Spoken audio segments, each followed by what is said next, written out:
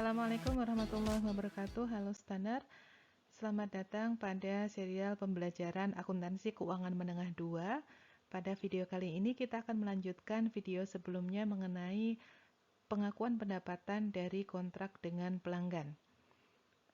Pada video kali ini saya akan membahas mengenai contoh yang lain yang mungkin sedikit lebih kompleks daripada contoh sebelumnya, yaitu mengenai kontrak antara pelanggan bernama Tyler dengan satu coffee shop bernama Bean. Pada video kali ini kita akan menggunakan ilustrasi beragam transaksi yang dilakukan antara Tyler dengan coffee shop yang bernama Bean. Ya. Pada contoh pertama, misalnya Tyler membeli kopi black coffee kepada barista Bean seharga $3. Nah, pertanyaannya adalah berapa revenue yang diperoleh oleh Bean dari transaksi dengan Tyler ini? Langkah yang pertama di dalam 5 langkah pengakuan pendapatan adalah mengidentifikasi kontrak dengan pelanggan. Supaya kontrak ini bisa diakui atau diakui sebagai satu kontrak yang menimbulkan pendapatan, maka ada syarat-syarat yang harus dipenuhi. Yang pertama adalah kontrak ini harus memiliki substansi komersial. Ya, apa sih yang dimaksud dengan substansi komersial? Terjadi substansi komersial itu jika satu transaksi itu menimbulkan perubahan estimated cash flow dari satu atau kedua belah pihak yang melakukan transaksi. Dalam hal ini, Tyler itu harus memberikan cash kepada Bean tadi ya, kepada coffee shop tadi. Sehingga dalam hal ini dia memenuhi persyaratan adanya commercial substance. Kemudian syarat yang kedua di dalam satu kontrak adalah setiap pihak yang melakukan kontrak atau melakukan perjanjian itu telah menyepakati kontraknya.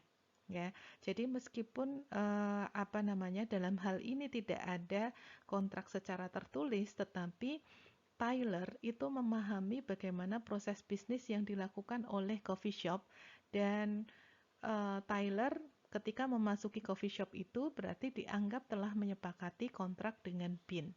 Jadi dalam hal ini Tyler setuju untuk membeli kopi dari Bean dan Bean setuju atau menyetujui untuk melakukan penjualan kopi itu kepada Tyler.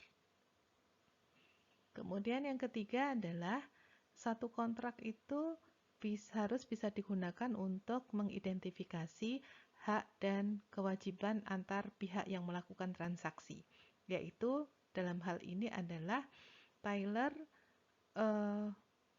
memiliki hak untuk memperoleh kopi dari Bean dan Bean memiliki hak untuk menerima uang dari Tyler. Kemudian yang keempat adalah bagaimana ketentuan pembayarannya itu bisa diidentifikasi dari perjanjian. Nah, seperti yang saya sampaikan tadi bahwa ketika Tyler memasuki coffee shop tersebut, berarti dia sudah memahami proses bisnis yang dilakukan oleh coffee shop. Ketika dia membeli secangkir kopi, maka pada saat itu juga dia harus melakukan pembayaran. Dan di situ mungkin berlaku semacam SOP gitu ya, misalnya dia harus bayar dulu kepada barista, baru barista akan menyiapkan kopi untuknya gitu. Itu satu proses bisnis yang sudah difahami oleh customer yang memasuki coffee shop tersebut. Sehingga dalam hal ini ketentuan pembayaran atas kontrak tersebut itu bisa diketahui oleh kedua belah pihak. Dalam hal ini Tyler itu memahami ketentuan pembayaran tersebut dan melakukan kewajibannya untuk melakukan pembayaran itu sesuai dengan ketentuan di dalam perjanjian. Dan yang kelima syaratnya adalah besar kemungkinannya bahwa pembayaran itu akan dapat diterima. Dalam hal ini karena Bean tadi baru akan atau baristanya coffee shop tadi baru akan menyiapkan kopinya itu ketika sudah dibayar, maka pembayarannya itu sudah dipastikan sebelum si coffee shop itu menyediakan barang yang dibeli oleh pembeli. Nah, berarti di dalam satu kontrak itu harus memenuhi syarat-syarat ini ya. Yang pertama adalah dia mengandung commercial substance atau mengandung substansi komersial. Yang kedua adalah kedua belah pihak telah menyetujui kontrak tersebut, meskipun ini bukan kontrak tertulis. Kemudian yang ketiga adalah eh, di dalam kontrak itu bisa diidentifikasi hak masing-masing pihak. Kemudian yang keempat adalah ketentuan pembayarannya itu bisa diidentifikasi di dalam kontrak. Dan yang kelima adalah besar kemungkinan pembayaran itu akan diterima oleh entitas yang melakukan penjualan barang atau jasa. Nah, karena 5 hal ini terpenuhi, maka kontrak antara Tyler dan Bin itu dapat dikatakan sebagai kontrak yang valid.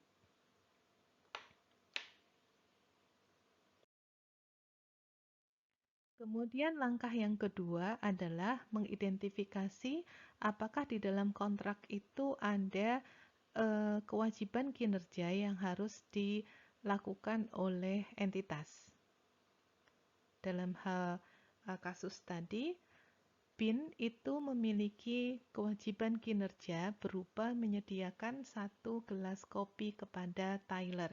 Jadi tidak ada barang lain atau jasa lain yang terlibat di dalam transaksi ini. Jadi hanya ada 1 performance obligation. Kemudian langkah yang ketiga adalah menentukan harga transaksi. Dalam hal ini tadi jelas bahwa harga dari kopi itu adalah $3, tidak ada diskon, tidak ada penyesuaian-penyesuaian atas harga ini kepada Tyler ya. Sehingga harga transaksinya adalah $3. Kemudian langkah yang keempat adalah mengalokasikan harga transaksi ke dalam kewajiban kinerja yang dilaksanakan oleh perusahaan. Dalam hal ini karena BIN hanya memiliki 1 performance obligation, jadi tidak perlu dialokasikan bahwa yang 3 tadi itu hanya untuk 1 barang saja, yaitu segelas kopi. Dan yang kelima adalah pengakuan pendapatan itu dapat dilakukan ketika kewajiban sudah dipenuhi. Kewajiban menyediakan segelas kopi itu sudah dipenuhi oleh Bin, maka dalam hal ini Tyler telah memperoleh pengendalian atas segelas kopi tadi, sehingga Bin dapat mengakui pendapatan sebesar $3 ini dari transaksi dengan Tyler. Ketika segelas kopinya itu diberikan kepada Tyler. Nah, untuk mengilustrasikan uh, lebih lanjut, hari berikutnya misalnya Tyler melakukan pemesanan kopi lagi gitu ya, tetapi dia juga membeli 2 bagel dengan harga $5. Kemudian barista menyediakan kopi dan bagel ini, kemudian Tyler membayar sebanyak $8. Nah, bagaimana pengakuan pendapatan atas transaksi ini? Karena di sini transaksinya sudah berkembang, Tyler itu memesan 2 jenis barang, yaitu kopi dan kue bagel. Kita lakukan analisis dengan 5 langkah tadi. Yang pertama adalah mengidentifikasi kontrak dengan pelanggan. Tadi sudah kita analisis bahwa kontrak antara Tyler dan Bin ini memenuhi kontrak yang valid, yang memenuhi 5 syarat untuk diakui sebagai kontrak yang valid. Sehingga step yang pertama kita sudah analisis pada slide sebelumnya tadi ya. Kemudian langkah yang kedua adalah apakah di dalam perjanjian yang kedua ini atau transaksi yang kedua ini itu ada separate performance obligation atau kewajiban kinerja si BIN yang berbeda dalam hal ini. Ya, BIN harus menentukan apakah penjualan kopi dan penjualan 2 kue bagel tadi itu 1 atau 2 kinerja yang terpisah. Nah,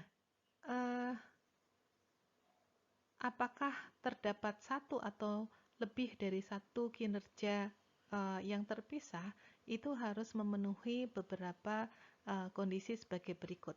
Yang pertama adalah apakah BIN itu harus menyediakan barang atau jasa yang berbeda dalam satu kontrak tersebut, gitu ya. Kemudian yang kedua,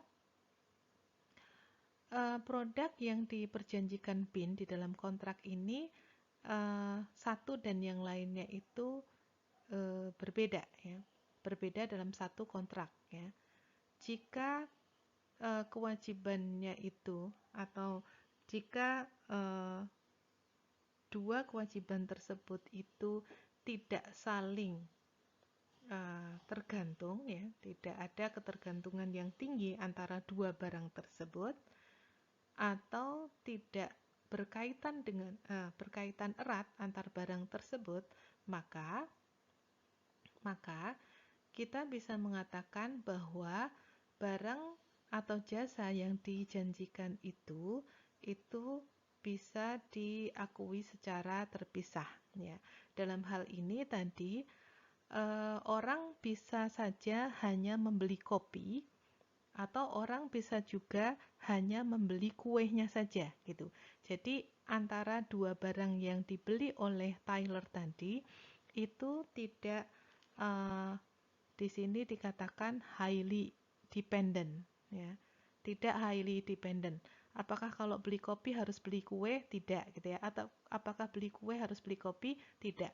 Dan barangnya itu juga tidak berkaitan ya. Barangnya itu tidak saling terkait gitu. Sehingga bisa dikatakan karena memenuhi dua syarat ini, maka dalam hal ini BIN memiliki dua performance obligation, yaitu yang pertama menyediakan satu gelas kopi dan yang kedua adalah menyediakan dua potong kue bagel.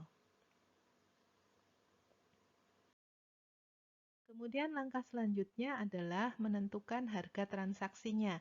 Dalam hal ini tadi harga transaksinya adalah $8. Maka karena di langkah kedua tadi kita sudah mengidentifikasi ada dua kewajiban dari PIN, maka kita harus mengalokasikan harga transaksi itu ke dalam kewajiban kinerja yang berbeda, yaitu untuk segelas kopi harganya 3 dan 2 kue itu harganya $5 ya. Jadi tadi sudah kita bahas bahwa setiap kewajiban yang dilakukan oleh PIN yaitu menyediakan kopi dan kue bagel tadi sifatnya adalah berbeda, dua barangnya yang berbeda dan tidak ada saling ketergantungan ya. Tidak ada saling ketergantungan dan harganya masing-masing itu sudah jelas sehingga ketika mengalokasikan ya sesuai dengan harganya saja, yaitu 3 untuk kopi dan 5 untuk kue bagel. Kemudian langkah yang terakhir adalah mengakui pendapatannya ketika setiap performance obligation-nya itu dipenuhi oleh BIN. Ya. BIN sudah memenuhi kedua kewajibannya ketika menyediakan kopi dan bagel kepada Tyler. Ketika Tyler menerima kopi dan kue itu berarti pengendalian atas produknya itu sudah dialihkan kepada pelanggan. Nah, ketika inilah dia boleh mengakui pendapatannya. Kita lanjutkan ilustrasinya. Misalnya BIN tertarik untuk mendorong penjualan smoke jumper coffee bean pada hari Selasa. Ya, kenapa hari Selasa? Karena hari Selasa itu mungkin penjualan dari coffee shopnya itu mengalami penurunan gitu ya. Normalnya misalnya satu kantong kopi itu harganya $10, tetapi hari Selasa dia memutuskan untuk memberikan potongan harga sebesar $1. Jadi hari Selasa itu orang hanya membayar $9. Misalnya suatu hari Selasa Tyler membeli satu kantong kopi ini dan membayar kepada BIN sebesar $9. Nah, dalam hal ini adalah isunya adalah isu yang ketiga ya. Bagaimana menentukan harga transaksi ketika harga normalnya itu $10 tetapi ada diskon $1 setiap hari Selasa misalnya. Yang pertama adalah identifikasi kontrak dengan pelanggan. Tadi sudah kita identifikasi bahwa ini adalah kontrak yang valid. Kemudian yang kedua adalah mengidentifikasi apakah ada performance obligation, satu atau lebih dari performance obligation dalam satu transaksi. Dalam hal ini hanya ada satu, ya. Kemudian yang ketiga adalah menentukan harga transaksinya. Jadi tadi harga normalnya adalah 10, tetapi karena ada diskon maka si Tyler hanya membayar 9. Maka dalam hal ini karena nilai transaksi itu ditentukan adalah sebesar berapa pembayaran yang mungkin diterima oleh si penjual, dalam hal ini coffee shop, maka yang diakui sebagai harga transaksi adalah $9. Kemudian langkah yang keempat, kita tidak perlu mengalokasikan harga karena di sini hanya ada satu performance obligation. Dan yang kelima, pengakuan pendapatannya itu ketika Tyler sudah menerima satu kantong coffee bean tadi. Ya. Sehingga di sini transaksinya diakui atau pengakuan pendapatannya itu diukur sebesar $9, yaitu sebesar nilai yang mungkin diterima oleh si penjual. Kita lanjutkan ilustrasinya untuk membahas kembali mengenai langkah yang keempat, yaitu mengalokasikan harga transaksi ke beberapa kewajiban kinerja yang disediakan atau yang harus dilakukan oleh penjual, ya. Harga transaksi itu harus dialokasikan jika pada langkah kedua itu kita mengidentifikasi ada lebih dari satu kewajiban yang harus dilakukan oleh penjual. Misalnya sebagai contoh, PIN tadi menawarkan kepada pelanggannya itu akan memberikan diskon $2 untuk pembelian satu gelas besar kopi ketika mereka membayar atau ketika mereka juga membeli motor Mocha-Bean, ya, motor Mocha-Bean yang harga normalnya adalah $12, ya. Jadi di sini ada dua barang yang dibeli, tapi pembeliannya itu harus secara paket, yaitu satu gelas kopi yang harga normalnya itu adalah 3 dan satu kantong motor Mocha-Bean, ya. Satu kantong motor Mocha-Bean yang harga normalnya adalah 12. Tetapi jika customer atau jika pelanggan membeli keduanya, maka untuk harganya itu mendapatkan diskon sebanyak $2. Sehingga customer tidak lagi membayar $15 untuk dua barang ini, tetapi dia hanya membayar sebesar $13. Nah, bagaimana isunya adalah bagaimana PIN harus mengalokasikan pendapatan pada dua performance obligation ini. Kita lihat langkah-langkahnya. Yang pertama adalah mengidentifikasi kontrak dengan pelanggan. Tadi sudah kita analisis bahwa kontraknya adalah kontrak yang valid. Kemudian yang kedua, apakah ada performance obligation yang lebih dari satu? Dalam hal ini iya, karena ada dua barang yang dijual dan keduanya itu tidak saling tergantung, ya. Jadi orang bisa hanya membeli motor Mocha-Bean dan orang juga bisa hanya membeli satu gelas kopi, gitu ya. Ini adalah dua barang yang berbeda. Kemudian yang ketiga adalah menentukan harga transaksinya. Nah, di sini isunya adalah tadi harga transaksinya itu untuk harga persatuannya tadi sebenarnya $12 untuk satu kantong kopi dan $3 untuk satu gelas kopi gitu ya, tetapi di sini diberikan diskonnya adalah $2 untuk kopinya, sehingga ketika pelanggan membeli dua barang ini dalam waktu bersamaan atau belinya itu lamsam gitu ya, maka dia hanya membayar $13. Maka langkah yang keempat adalah kita harus mengalokasikan $13 ini ke dalam dua performance obligation, yaitu tadi coffee bean-nya dan cup of coffee gitu ya. Nah, berapa masing-masing? Tadi kita sudah lihat ketentuannya adalah menggunakan standalone selling price-nya. Jadi kita akan alokasikan itu menggunakan standalone selling price. Dalam hal ini adalah coffee bean-nya tadi adalah $12. Kemudian segelas kopi adalah 3, jadi totalnya adalah 15. Ini kali 13, di sini juga dikalikan 13. Begitu. Jadi karena standalone selling price-nya total adalah 15, maka kita alokasikan sesuai dengan standalone selling price-nya, kita kalikan dengan harga lamsamnya adalah 13. Maka dalam hal ini perhitungannya seperti ini ya. 12 dibagi 15 kali 13, maka untuk satu kantong kopi itu dialokasikan pendapatannya adalah 10,4,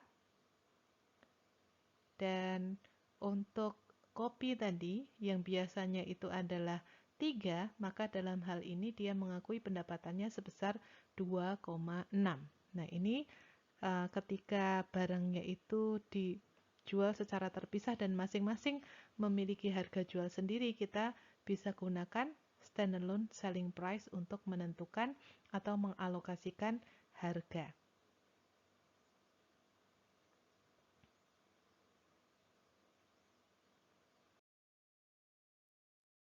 Kemudian langkah yang terakhir adalah mengakui pendapatan ketika setiap performance obligation tadi dipenuhi oleh coffee shop ya. BIN telah memenuhi kewajibannya untuk memberikan satu kantong kopi dan satu gelas kopi kepada Tyler, maka pada saat itu dia bisa mengakui pendapatannya. Ya. Senilai berapa? Totalnya adalah 13, dan dia alokasikan 10,4 untuk satu kantong motor mocha coffee dan 2,6 untuk segelas kopinya.